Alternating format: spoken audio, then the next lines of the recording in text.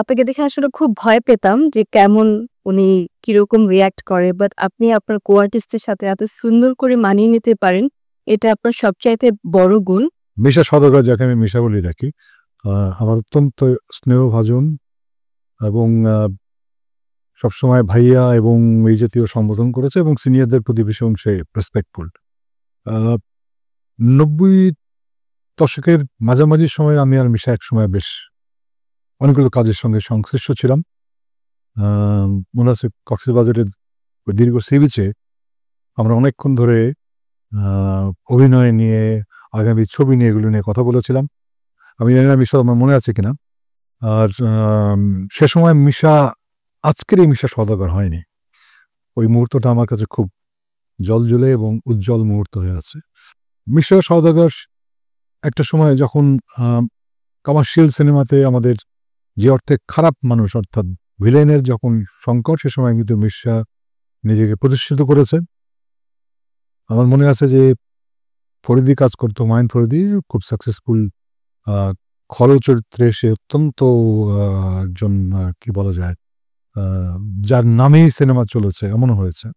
ওর প্রতি ভীষণ শ্রদ্ধাশীল মিশা আমি দেখেছি বিভিন্নভাবে, এবং ও প্রচণ্ড চেষ্টা করে গেছে নিজেকে এই ছবির মধ্যে, সিনেমার মধ্যে সংশ্লিষ্ট করবার জন্যে।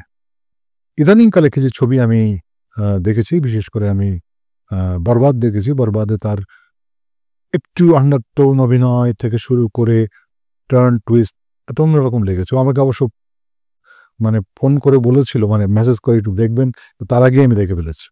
আমার বিশ্বাস মিশা আর অনেক দিন আমাদের চলচ্চিত্রকে সমৃদ্ধ করবে এবং আমরা আরো অনেক অন্যরকম কাজ দেখব মিশার কাছ থেকে। অনেক ভালো থেকে মিশা।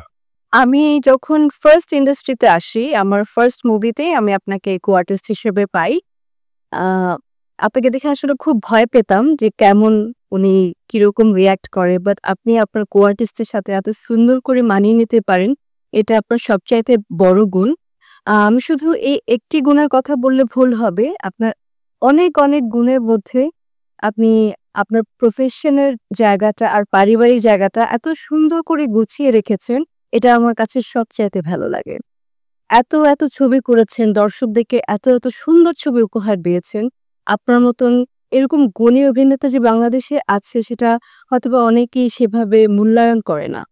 আপনার আরো অনেক ভালো ভালো ছবি দেখার অপেক্ষায় আছি। আপনি আমাদের জন্য দোয়া করবেন এবং আপনার জন্য রইল অনেক অনেক শুভকামনা। মানে আসলে তারেক আনাম ভাইকে আমি অনেক অন্যরকম পছন্দ করি। হ্যাঁ, পূর্ণিমা তো আমাদের ইমিডিয়েট জুনিয়র, ইমিডিয়েট পরেরই, ওকে খুব পছন্দ করি। তারেক আনাম ভাইকে অন্যরকম লেভেলে আমি মানে করি, কারণ তারেক ভাইটা খুব বেশি ভালো লাগছে। পূর্ণিমাটাও তো ওইভাবে এত কিছু অ্যারেঞ্জ করলে কীভাবে ভাই?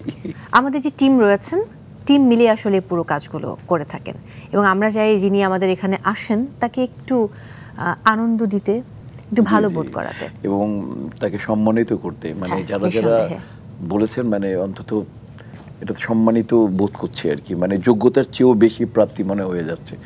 মানে এটা অনুষ্ঠানটা দারুণ।